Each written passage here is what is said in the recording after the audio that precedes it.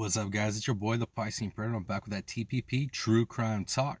Before we jump into today's case, can you go ahead and smash that like and that subscribe button? Help your boy get this channel growing and pumping in the algorithms. I'd appreciate it greatly. All right, guys. Today's case is the Robert Tejas indictment, murder indictment. Now, this guy's a low-ranking official, right, out of Nevada, and yeah, this gentleman, it'd be a case to watch. It'd be a trial to watch for sure. The story with this gentleman is he had some past legal issues, right? He had got into office, and then he had another spousal issue, which he ended up, kind of getting a spat on the hand over.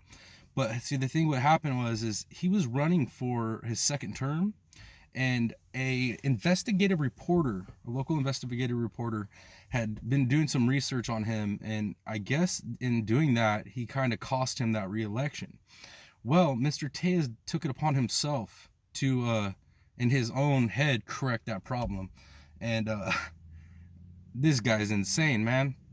So I'm going to tell you right now, this trial will be open and shut. It's another one of those slam dunk ones for the prosecution. Now, this guy,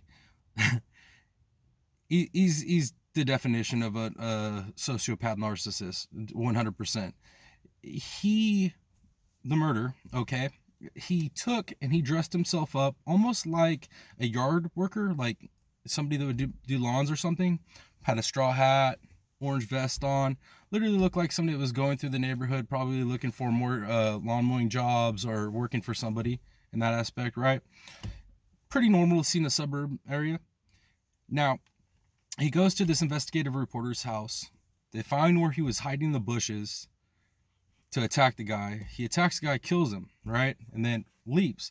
Well, as he leaves and makes his way back to his vehicle that he'd parked a ways away, he's picked up on multiple surveillance cameras. Like, the truck he gets into is picked up on all the surveillance cameras, and it's his vehicle. So they track it back to his house, right?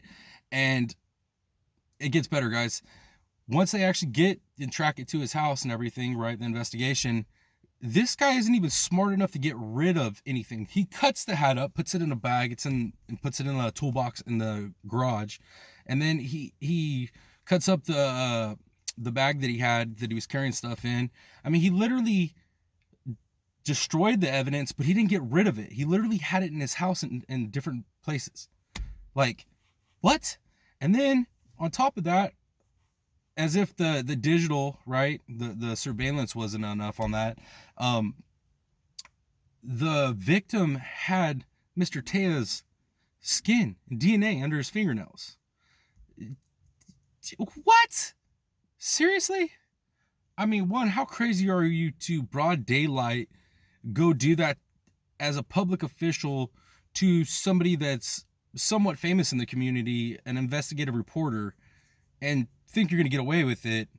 And then, I mean, to do that, the act, know that you're pretty much screwed at that point. You've been scratched, so the DNA is, it's there unless you're just ignorant to everything.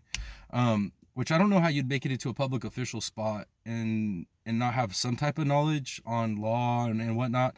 But that being said, it's crazy, man. Why would you do that? Why would you go and kill somebody, walk out the neighborhood, take your car, drive home, and not get rid of the evidence? Not just cut it up and keep it, but get rid of it. So at least, I mean, I guess maybe he just knew he was screwed. But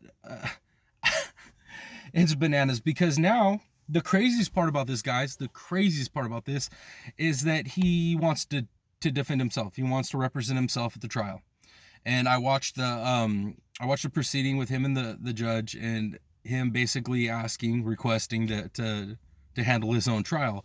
And the judge kept, reiterating, sir, I know you might be a lawyer, but you're not a trial lawyer, and this and that. And no, he's dead set. He's dead set. And the reason he is dead set on representing himself is because the defense he's going to mount, I don't think any lawyer in his right mind would actually mount this defense. And what the defense is that he's about to mount is that he was framed. Yes, that's right, guys. This gentleman was framed. Yep, somebody his exact height, dressed in, those clothes that, that I just described to you, the straw hat and the nice neon orange, shirt, work shirt, and then the tan pants and, gray bag. Like, yeah, somebody his height that was dressed that way went and committed this murder, somehow had a car that looked like his, drove to his house with that stuff, planted it in his home, and then just disappeared. What? No lawyer in their right mind is going to mount that defense. There's just not, it's not going to happen. So that's why he's going to represent himself, is because who does that? Come on, man. There's nobody that's going to defend him on that. No lawyer's going to be like, yeah, that's going to be the defense we mount. It's open and shut, guys. There's just no way. There's no possible way. I know, innocent until proven guilty. We go over that all the time on these cases, but I'm telling you right now, there's no way. Absolutely no way this dude was framed. And that's his defense, that he was framed. That somebody dressed in that apparel that matched his height went to this gentleman's house that he has an issue with, that cost him a re-election. Some stranger went to this guy's house, killed this investigative journalist, and like I said, took a truck that looked just like Tejas' truck back to Tejas' house and left all this evidence, destroyed evidence, like, because the guy got out, the actual, killer that isn't Tejas got out and cut everything up and hid it in multiple places in Tejas' house. Yeah, that seems legit. Oh my Lord, dude. Some of these lawyers, these high-powered people, man, it is, when they commit crimes, dude, it's next level. It is absolutely next level. The amount of, like, narcissism, and then, I mean, you look at the guy and the way he acts, he's a sociopath, man. This guy literally believes his own smoke. So, I don't know, guys. When I first saw this popping off in 2020, right, because this is one of those cases I've just slowly been watching, waiting for there to be more evidence or more stuff come out so I can cover it. When I was watching it, I was like, man, I already had kind of a feeling that was going to be the case, that he had something to do with it. But now, like, all the evidence and the fact that his DNA is under the fingernails of the victim, like, man, this guy he's something special, man. He is definitely something special in a bad way.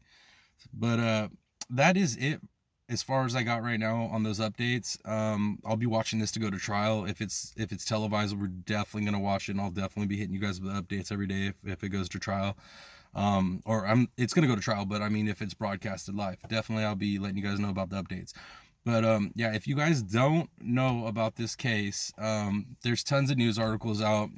The local news stations from Nevada have it. You can get on, I'm sure it's on Fox News or, News Nation or Long Crime. All those places have, like, actually, they'll have breakdowns on the evidence and everything, the news broadcasts on it. So definitely go check it out, and let me know what you guys think. Come back here, hit me up in this comment, and let me know what you guys think about this guy. I'm not laughing because that murder's sad. A man lost his life, and somebody that was supposed to be a good guy.